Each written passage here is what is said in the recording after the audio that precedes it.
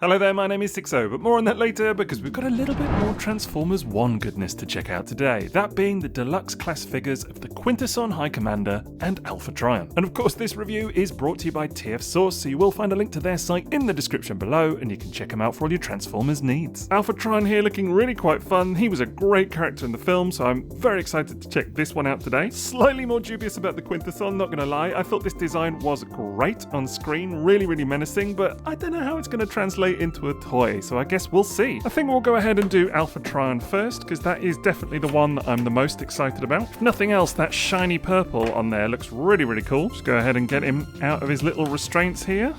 All tied up, and then you can squeeze those wings or whatever they are out the cardboard, not forgetting his little weapons. But you know, I am curious about this Quintesson as well. I mean, the Transformers 1 toys have been a lot of fun so far, so perhaps this thing will surprise me. You never know, do you? Similar story here, absolutely covered in these little ties, but that's okay. We'll just go ahead and get him out of there. Off he comes, easy enough. Not forgetting his little accessory too, which is wrapped in a little ball here, and that's a little Energon cube, kind of cool. I think it's the same as the one that you find on like the retro Insecticons and things like that, but still fun to see. And here we go, fresh out the box. You got both figures here, and I have to say my first impressions, the first thing I want to say is wonderful colors on offer on both of these. Really striking. But let's go ahead and check them out individually anyway. And as I already hinted, that finish on Alpha Trion looks pretty spectacular actually up close. Like really catches the light nicely on this sort of shiny silver on his face, areas like that. This purple looks wonderful, so definitely digging the look. Has to be said that on a first impression, I'm not as sure about this backpack going on here. I guess this is meant to kind of simulate the cloak that he wears in the film, that kind of thing,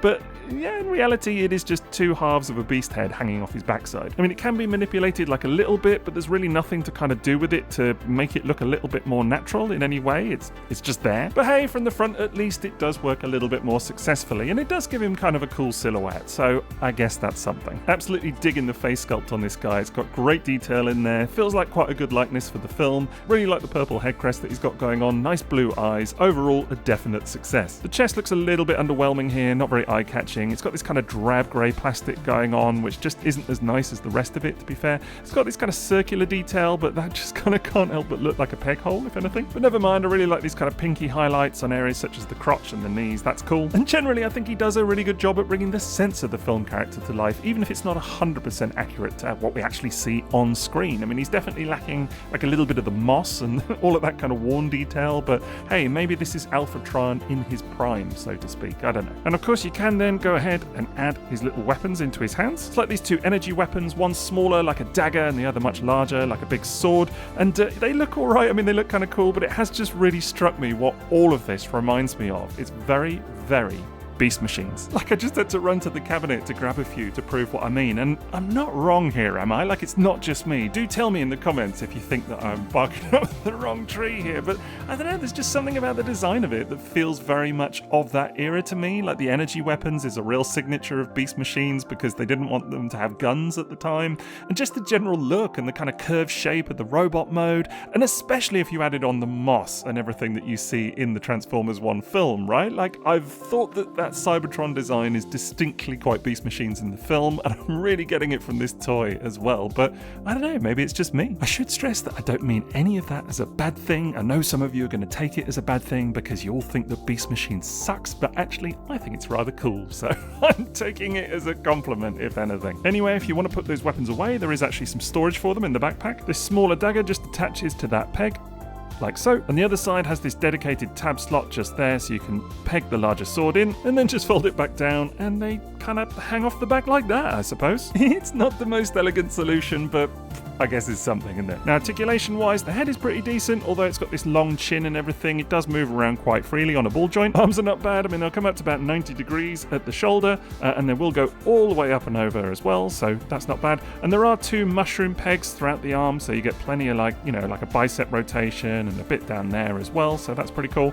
And you get 90 degrees at the elbow. Nothing in the hands though, those are just statically molded, but not bad overall. Of course, you get a waist swivel going on, and the legs are probably the best bit if anything. I mean, the hips are on ball joints and fairly unimpeded, so they will go quite far up, and you get just a little bit over 90 degrees at the knee as well, so that's not bad, and then very welcome ankle tilts. All of which is to say that he's pretty spry overall. Like, I love that he can pull off this kind of pose. Not bad for an old-timer, which means so far, so good. I'm actually pretty impressed with Alpha Trion. Not perfect in terms of the robot mode, and that kibble could be a little bit better around the cloak, but, you know, he's a lot of fun. Which I suppose means that we should turn our attention to the Quintesson High Commander, and again, I have to stress that this was a design I loved in the film. I thought it was a really worthwhile update of the kind of classic Quintesson design, but something new for Transformers 1 as well, really creepy, really cool. I thought they did a brilliant job with it, and you get a sense of that with the toy here at least, but it's definitely a little bit on the more underwhelming side visually. I guess a lot of that is down to the size class being used here, because he does look a little bit miniature versus the kind of like hulking brute that we get in the film. Definitely not as imposing.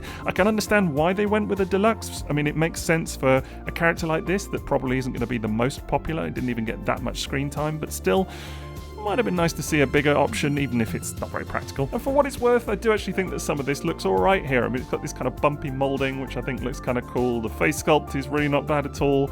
The colours are just a little bit drab for my liking. I don't know, this kind of combo of this sort of snotty green with this red doesn't quite work for me. Doesn't kind of, I don't know, it doesn't play up the kind of creepy vibe from the film necessarily, but not bad. Conversely, whilst this bottom half looks a bit untidy to my eye, I do really love the colour of this kind of pinky purple that they've used on these tendrils, these kind of soft plastic tendrils just there. That is epic. There's a couple of sparse yellow highlights on areas such as the arm here as well and the eyes, so that's something. But I mean, otherwise, it's a fairly static, kind of small looking thing. Supposedly you can kind of fan these tendrils out a little bit to the side to kind of, I don't know, make him look a little bit more imposing maybe, but it's a little bit underwhelming. Like, if you do fan them out, it's kind of hard to lose the image that this is like a seat that he's kind of sitting on or something, or I think it's because this bit down here is so blocky, and obviously it's necessary to kind of stand him on, but visually it just doesn't quite work for me. I don't know. Similar story from the back, really. I mean, that's not a lot to write home about. I guess it is what it is. And as I say, I really love how this character looked on screen. I'm just not quite sure that the toy really captures it or kind of does it justice. I mean, maybe if we do get a sequel to Transformers 1 and we do get more of the Quintessons in that, we might see a whole raft of toys of this. And, you know, there's a lot of potential there, I think. But still, I guess it's a bit of fun in it. What can you say? Now, articulation-wise, there is a little bit of something in the head. I mean, it will kind of look a little bit up and down like so, but not a lot. Or you can rotate it round like a clock, if indeed that's something that you want to do. I mean, the arms are a bit bizarre too, because they will move out to face forwards, but they're actually impeded at the shoulder here by this kind of chest armory piece just there. So if you do move them out, that's as far forward as they go. They're pointing at quite the angle to the side, so that is a bit strange, not going to lie. That's feels like a bit of an oversight. But there is a ball joint at the elbow as well, so you can get 90 degrees there. But yeah, otherwise that's about it, apart from these curtains here. So that's articulation done. You've then got this little cube. There's no way for him to hold it at all, but you can store it away inside him. Now, to do that, you want to actually untransform this whole section there, as you would for the kind of jet mode or spaceship mode or whatever it is. And that reveals this little slot just there. And the cube can just fit inside like that, and then I guess you just fold it all back up again, and hey, yeah, is this play value? I don't know. Give me something to work with here, bro, seriously. Anyway, in terms of these two, there's little doubt that one is significantly more impressive than the other, and I'm sure I don't need to tell you which that is. I mean, it's funny to say that these are both deluxe class offerings, because again, one feels substantially better value for money than the other, I think it's fair to say. So it's a weird one. It's a weird one. In terms of comparisons, here they are with the similarly deluxe-sized mainline Optimus Prime from the movie. And I guess my first question is, what on earth is going on with the scale of these, right? Like, it's obviously not a major consideration as far as the design of these toys is concerned, and I guess it is what it is. But it's funny to me because I really like the Optimus, as I mentioned in that review. I think I like the Alpha Trion more, actually. Like, it feels very successful by comparison. Just stuff like ankle tilts and the articulation on offer is really nice. The finish is cool. The Quintesson, definitely the weakest of the bunch. And then here you can see him with the Studio Series Optimus Prime and Megatron, and these are deluxe class as well, but it's Studio Series, so not really comparable, but still kind of fun to see. I mean, I will say that, you know, even with the Quintesson, the colours like that pinky purple really captures my eye versus the kind of more drab colours of Studio Series, so that is something. That's a tick, at least. I'm looking for it, but that's a tick, right? Alternatively, here you can see him with a couple of Blockies figures. We've got the classic class Elita 1, so slightly slightly larger and more intricate, and the Galaxy version Sentinel Prime, so that's their smallest kind of entry-level figure. And maybe that works for you in each case, I don't know. Alita and Alpha Trion there, that doesn't look too bad actually, weirdly, and this sort of shiny plastic works as well, whereas Sentinel and the Quintesson, definitely not a match in terms of height, I don't think, at least from my memory from the film, but I don't know, it could work if you really wanted to, I suppose. Anyway, of course, we're not quite done yet because it's time to check out their transformations.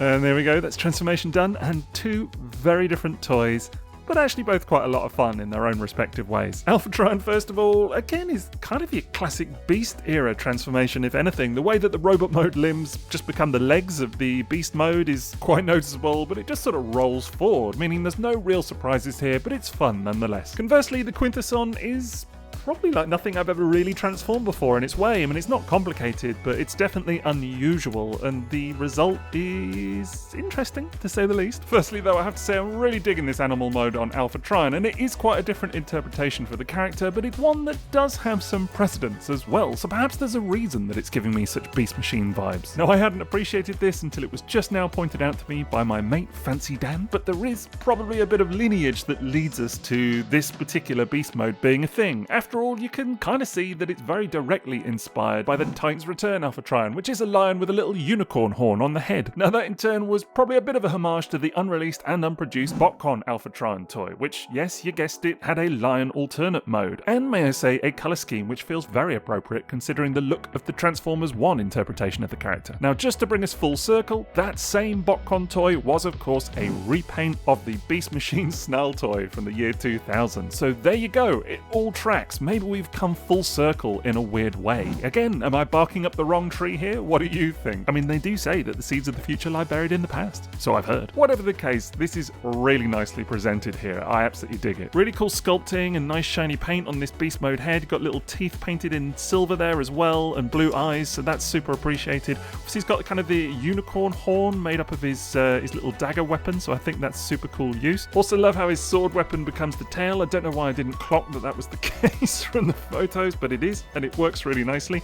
No articulation on that, which is a little bit of a shame, but you can understand why that's the case. You know, the proportions on offer here are really good. They really work well for that kind of animalistic mode. The legs are all good, no real compromises at all. I mean, you've got the robot mode heels hanging off the back legs there, but it doesn't impede the look in any way. It's very clean, actually, for this kind of mode. I'm impressed. I mean, even if you go all over in detail, there's no real obvious visual compromise anywhere, which is often what you get with these kinds of modes, but not here. Articulation's not bad either. I mean, as far as beast modes go, you really don't get a lot typically in these kinds of forms, but actually this is really not bad. You know, it kind of retains a lot of the articulation from the robot mode, so that's cool. Conversely, we have this Quintesson ship, which, it's something. As I say, it's kind of a splat, isn't it? Or a sneeze, maybe?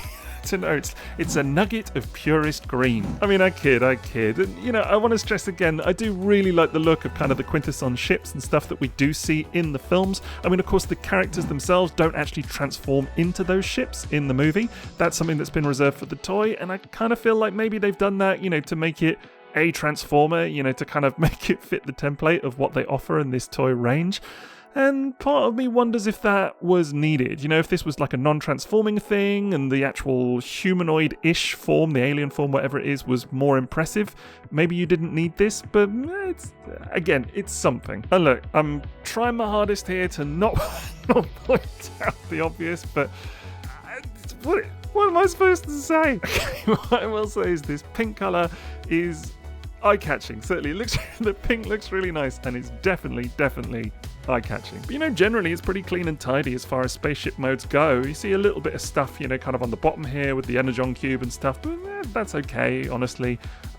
I don't know, it's a weird one, but I don't mind it. It's almost a bit of a shame that the tendrils and stuff have all been tucked away through transformation, because you lose that little pop of colour. I mean, yeah, you're right, you've got it in spaces like here and whatever, but those were really nice, so kind of feel like something could have been made of those, maybe? I don't know. I think it's mostly just the fact that it's completely lacking in colour for like the most part here. It is just solid green, as I say, like no paint applications here, no highlights, no kind of detailing or anything, and it really does look like a big snot, honestly. On balance though, there's nothing to like strongly dislike here, and I do definitely appreciate it more in hand than I thought that I might, but it's a weird one. We've got two very different Deluxe Class Transformers 1 toys here. I mean, Alphatron, I think is super impressive. The Quintesson, for me, it's a tough one to recommend. I think what you've got here is a split verdict. One toot, one boot.